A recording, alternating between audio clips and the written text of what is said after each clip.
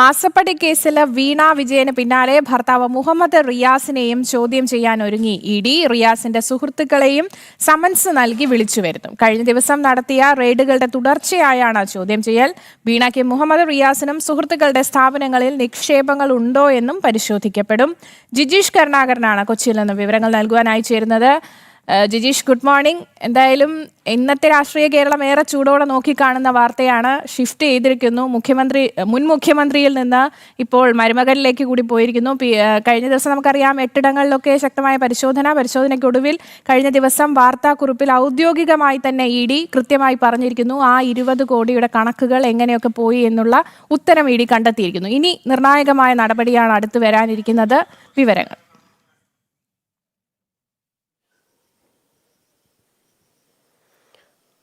ആരിസിലെ K P ഇക്കാര്യത്തിൽ അന്വേഷണ സംഘത്തിന്റെ മുന്നോട്ട് പോകുമ്പോൾ നമുക്ക് ഞെട്ടിക്കുന്ന വിവരങ്ങൾ തന്നെയാണ് അനുദിനമെന്നോണം എൻഫോഴ്സ്മെന്റ് ഡയറക്ടറേറ്റിന് പുറത്തുവിടുന്നത്. അതിൽ ഏറ്റവും പ്രധാനമാണ് ഇന്നലെ പുറത്തു വന്ന വിവരങ്ങൾ എന്ന് പറയുന്നത്. ഒരു ഭാഗത്ത് ഈ ഷെൽ കമ്പനികളെ കേന്ദ്രീകരിച്ചുള്ള അന്വേഷണം നമ്മൾ ചൂണ്ടിക്കാണിച്ചതുപോലെ തന്നെ നടക്കുന്നു. അതോടൊപ്പം തന്നെയാണ് വലിയ ഹവാല ഇടപാടുകളുടെ വിവരങ്ങൾ കൂടി അന്വേഷണ സംഘത്തിന് ലഭിച്ചിരിക്കുന്നു എന്നതാണ് അതിൽ ഏറ്റവും പ്രധാനമെന്ന് പറയുന്നത്. 85 ലക്ഷം രൂപയോളം ദുബായിലേക്ക് കടത്തി, അത് ഹവാല ചാനലുകൾ അതിനായി ഉപയോഗിക്കപ്പെട്ടു, ഹവാല മാർഗങ്ങൾ അതിനായി ഉപയോഗിച്ചു എന്ന് പറയുമ്പോൾ വലിയ ഒരു ക്രമക്കേട്, വലിയ തരത്തിലുള്ള ഹവാല ഇടപാടുകൾ നടന്നിട്ടുണ്ട്. ഫെമ ലംഘനം തന്നെ ഇക്കാര്യത്തിൽ നടന്നിട്ടുണ്ട്. അതായത് നേരത്തെ PMLA കള്ളപ്പണം വെളുപ്പിക്കലുമായി ബന്ധപ്പെട്ടാണ് കേസ് എങ്കിൽ ഒപ്പം തന്നെ ഫെമ കേസ് കൂടി രജിസ്റ്റർ ചെയ്യുന്ന നിലയിലേക്കാണ് അന്വേഷണം മുന്നോട്ട് പോവുകയും ചെയ്യുന്നത്. മാത്രമല്ല ഈ പണം ആർക്കാണ് കൈമാറിയത് എന്നതിലെ ദുരൂഹത ഇപ്പോഴും നീങ്ങിയിട്ടില്ല. 85 ലക്ഷം രൂപ ദുബായിലുള്ള ആർക്ക് കൈമാറി, എന്തിനു വേണ്ടിയായിരുന്നു, ഏത് സാമ്പത്തിക ഇടപാടുകളുടെ ഭാഗമായിട്ടായിരുന്നു ടി വീണയും മറ്റൊരാൾക്ക് ഈ പണം കൈമാറിയത്, അത് എവിടെയാണ് വിനിയോഗിക്കപ്പെട്ടിരിക്കുന്നത്, അത് ഏതെങ്കിലും തരത്തിൽ ബിനാമി ഇടപാടുകളുടെ ഭാഗമായി നൽകിയ പണമാണോ? കാരണം നിയമവിരുദ്ധമായിട്ടാണ് ഈ പണം അയച്ചിരിക്കുന്നത്. മാത്രമല്ല 200 കോടിയോളം രൂപയുടെ പണമായി തന്നെ ഉള്ള ഇടപാടുകൾ നടത്തിയതായും വീണയുടെ ഈ ഡയറിയിൽ നിന്ന് വ്യക്തമാക്കുന്നുണ്ട്. ഈ തെളിവുകളെല്ലാം തന്നെ ഏറ്റവും പ്രധാനമായും ലഭിച്ചിരിക്കുന്നത് ചുവന്ന പുറംചട്ടയുള്ള ഡയറിയുടെ ആദ്യത്തെ 9ഓളം പേജുകളിലാണ് കൃത്യമായ കണക്കുകളിൽ ഉള്ളത്. ആ കണക്കുകളിലാണ് ഈ ഷൈജൽ ഉൾപ്പെടെയുള്ള, നിഖിൽ ഉൾപ്പെടെയുള്ള മുഹമ്മദ് റിയാസിന്റെ സുഹൃത്തുക്കളിലേക്ക് അന്വേഷണം എത്തിയത്. അവിടെയാണ് ടി വീണയും മുഹമ്മദ് റിയാസും ഒരേ സമയം അന്വേഷണ പരിധിയിലേക്ക് വരുന്നു എന്ന് മാത്രമല്ല, ഈ പണം മുഹമ്മദ് റിയാസ് വഴി കൈമാറ്റം ചെയ്യപ്പെട്ടിട്ടുണ്ട്. കൃത്യമായി തന്നെ അന്വേഷണം വേഗത്തിൽ എത്തില്ല എന്ന് അറിയാവുന്ന, അല്ലെങ്കിൽ കൃത്യമായി തന്നെ ഈ പണം വിനിയോഗിക്കാൻ കഴിയുന്ന വ്യവസായ സംരംഭകർ കൂടിയായ മുഹമ്മദ് റിയാസിന്റെ സുഹൃത്തുക്കളിലേക്കാണ് ഈ പണം എത്തിയിരിക്കുന്നത്. അങ്ങനെ അതിലൂടെയും സാമ്പത്തിക നേട്ടങ്ങൾ അനധികൃതമായി ടി വീണ ഉണ്ടാക്കിയിട്ടുണ്ട് എന്നും എൻഫോഴ്സ്മെന്റ് ഡയറക്ടറേറ്റിന് വ്യക്തമായിട്ടുണ്ട്.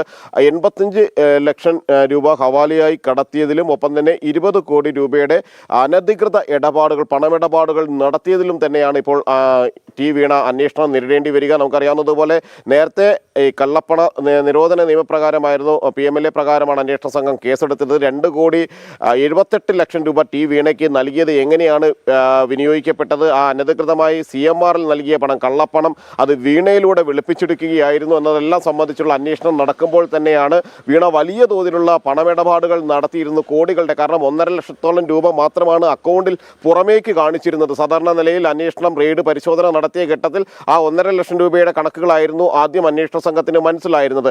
ആഴത്തിലുള്ള അന്വേഷണത്തിലാണ് അങ്ങനെയല്ല, ടി വീണയുടെ സാമ്പത്തിക ഇടപാടുകളെല്ലാം തന്നെ ഒന്നിനൊന്ന് ദുരൂഹമാണ്, കോടികളുടേതാണ് ആ സാമ്പത്തിക ഇടപാടുകൾ, ലക്ഷങ്ങളുടേതല്ല. 20 കോടിയോളം രൂപയുടെ പണമിടപാടുകൾ നടത്തിയെന്ന് മാത്രമല്ല 1 കോടിയോളം രൂപ, അതായത് 85 ലക്ഷത്തിലധികം രൂപ ഈ ഹവാല ഇടപാടിലൂടെ ദുബായിലേക്ക് കടത്തുന്നുണ്ടെങ്കിൽ അത് ഏതെങ്കിലും സംരംഭങ്ങളിലേക്ക് മാറ്റുകയാണോ ചെയ്തിട്ടുള്ളത്? ഇവിടെ ഏത് രീതിയിൽ വന്ന പണമാണ്, എങ്ങനെയാണ് ടി വീണയുടെ കയ്യിലേക്ക് ആ പണം എവിടെ എത്തിയത്? മറ്റാരുടെയെങ്കിലും പങ്കാളിത്തം ഇക്കാര്യങ്ങളിൽ ഉണ്ടോ? മറ്റാരുടെയെങ്കിലും പണം വെളുപ്പിക്കുന്നതിന് വേണ്ടിയോ അനധികൃതമായി കടത്തുന്നതിന് വേണ്ടിയോ ഇത്തരത്തിലുള്ള കടലാസ് കമ്പനികളെ ടി വീണ ഉപയോഗപ്പെടുത്തിയോ തുടങ്ങിയ നിരവധി ചോദ്യങ്ങളാണ് ബാക്കിയാവുന്നത്. അതുകൊണ്ട് തന്നെ ടി വീണയ്ക്കും ഒപ്പം തന്നെ മുഹമ്മദ് റിയാസിനും അടക്കം ഈ അന്വേഷണ പരിധിയിലേക്ക് വരുന്നത് തന്നെയാണ് ഇപ്പോൾ നടക്കുന്ന ഈ കേസുമായി ബന്ധപ്പെട്ട ഏതായാലും വീണയ്ക്ക് പിന്നാലെ മുഹമ്മദ് റിയാസ്, മുൻ മുഖ്യമന്ത്രി പിണറായി വിജയൻ, അങ്ങനെ പട്ടിക നീളുകയാണ് എല്ലാവരും.